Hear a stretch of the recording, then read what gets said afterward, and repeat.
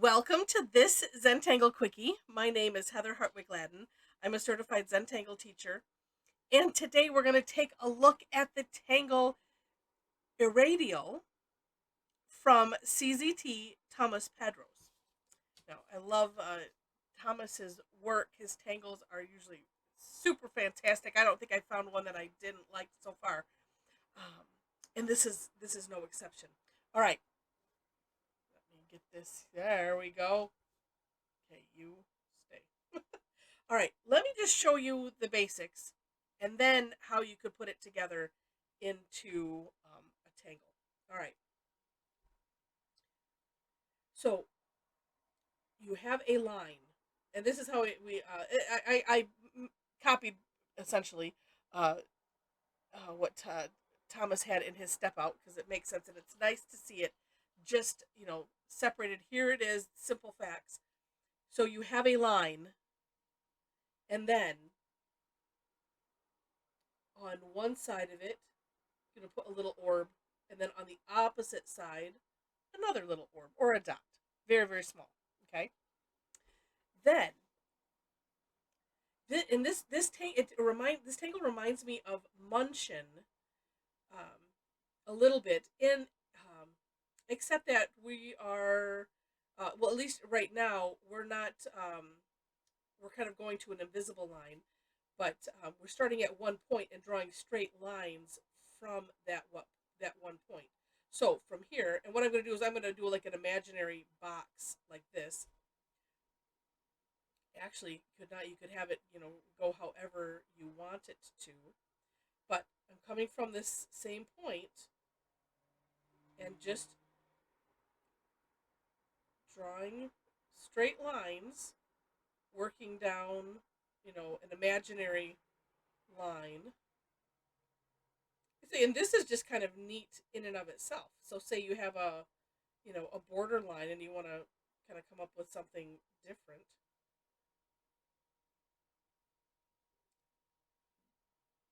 There you go. And then from the other dot, same thing. So we're just coming from that dot and continuing to turn the tile as you go, and sort of working to keep them at a similar distance. What's neat about that is it does create um, like automatic shading from the pen, as you can see here in the finished one. Oh, let me get this moved up. There we go.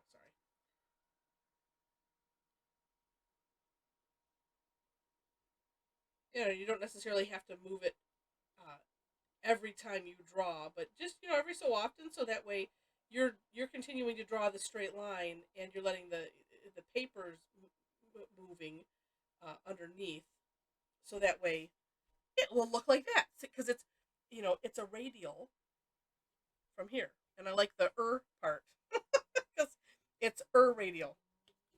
All right, so this is essentially how you do it. Now, putting it into something. So I drew this. Um, I just wanted to draw, a grid, and this is just what ended up. I was thinking I could do a grid, but not. I made it more like an asterisk, and I did put something similar to this in the last box of my step out. So here's how you would do it. So have a section, fill it up with some lines, a grid, however you want to do it. Pick a place to start. So I'm going to actually, no, it doesn't matter. So I'm going to start here, and I'm going to put one little dot here, a dot here. I'm going to guess you could play with. Um, oh, and I'll have to remember I did it. I did it kind of opposite of what I did here. It doesn't matter. Same idea. Although I'm not, well, since I've started with straight lines, I'm just going to continue with straight lines. Actually, wiggly lines might be a little bit weird. It's kind of neat to put straight lines in a wiggly um, construct like this. And then, like I said, it's the same idea.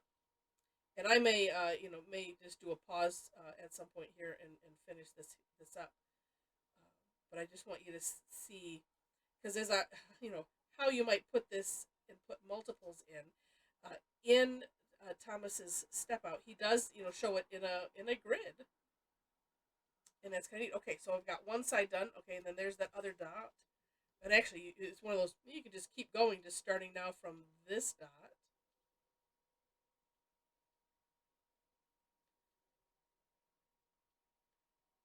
And what's nice is, it doesn't have to be perfect.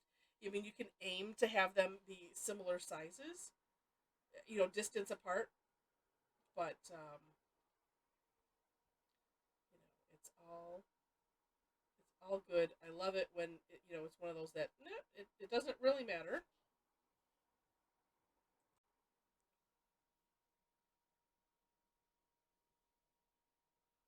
Yeah, you like that. It matters, but it doesn't matter at the same time. And then especially because I've done kind of an irregular, going with the part, an irregular shape. Okay, so we have one filled out. Then, so my first thought as I was doing this, I'm like, oh, so and I was going to, but I'm glad I didn't. I was going to put dots on every spoke, and then as I was looking closer, it's like, nope, that's not how we did it. So it's every other spoke.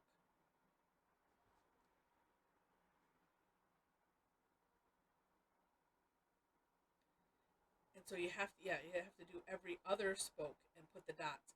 So as long as you have, I guess, an even number of lines, then you're good to go. And if not, then that is just some creative problem solving. Uh, that is the creative problem solving that Zentangle provides.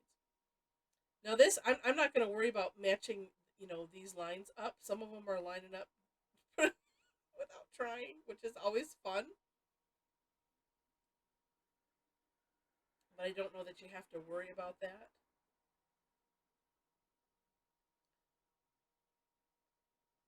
Ooh, let's see. Oh, I'm doing hollabow here. That's it's like I did it naturally, and I'm like, ooh, I kind of like that. All right, so then from this dot,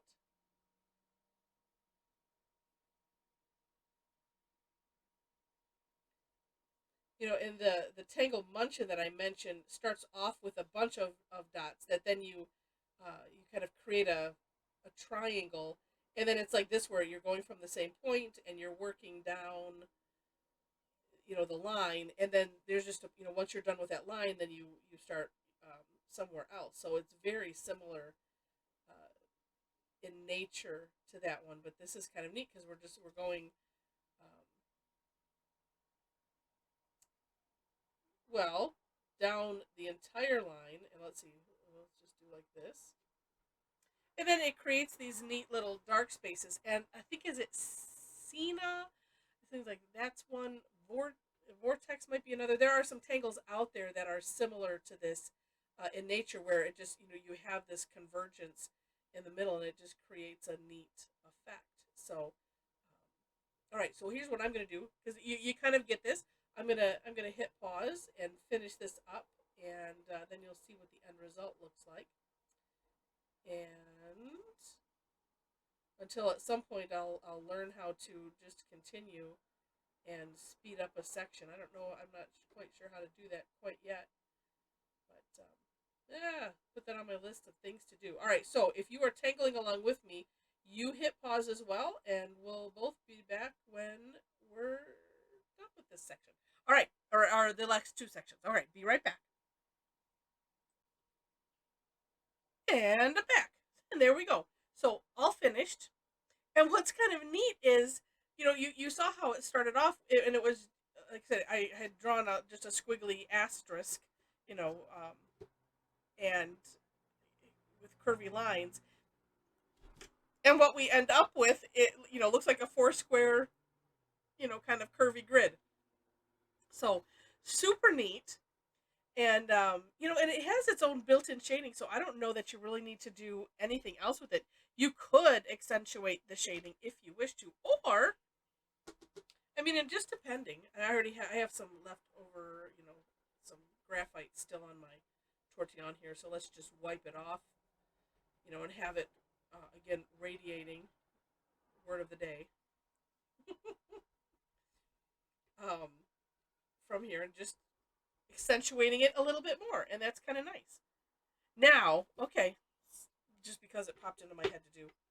So you could do this if you want to. So you could like it like this, or say we want to, have these all kind of look curvy.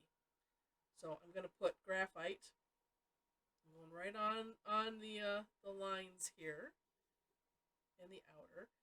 This, you just have to be careful. I'm using a 2" by 2" bijou Zentangle tile, and so I don't have a lot of room, so I have to be careful with the shading so that I make sure to leave some original tile color so that way we can have the effect that I'm looking for, which is to make it really look like a vortex, where it's, four vortexi,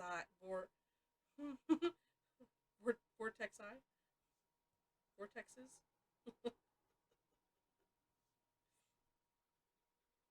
Multiple. Yeah, and so this one, yeah, got a little bit dark there, but let's just.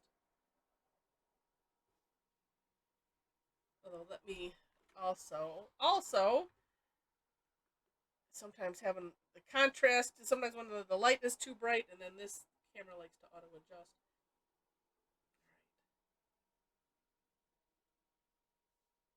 There we go, a little bit better there. And in the creases, like here, you can spread the graphite out on both sides at the same time, like that. Kind of saves a little bit. And then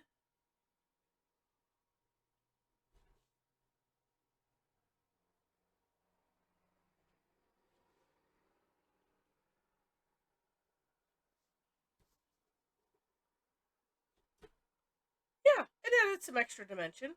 And this is on a white tile, but you could, even though it is on a white tile, I'm using a white. Oh yes, look at that, a white General's charcoal pencil, and put a little curve line right where I see that happening. And then, so what's neat is it goes over, obviously, the white, or the white pen. The white charcoal goes over the black pen. And and it helps to create that shine a bit. I mean, it's always more pronounced when you do it on a toned paper, but it can work on the white. So that's extra neat. Yeah, very cool. Very cool. Lots of ways to use this. Again, do take a look at the description section for links to the step outs and for more inspiration. Also, if you enjoyed this, if you like my goofy style, I would love to have you join me online for classes. I do both free and paid. I do once a week. I have a free class, so would love to have you join us. We just take a tangle and explore it. A tangle or two, just depends on how much we can get done nicely in an hour's time. And again, it's super fun. So would love to have you join us. Ways to connect with me are in the description section. And well, I don't even think I said yet. If you like the video, would love to have a thumbs up or a like. Feel free to share it. And if you have not yet subscribed to the channel, I would love it if you subscribe to the channel. It helps me out quite a bit. All of those things do. The like, share, comment even. All of that helps out with the algorithms that are, have permeated our lives lately, right? All right. And so with that, thanks so much for watching. Again, I hope you enjoyed it. Have fun with this tangle, and I wish you lots of happy tangling.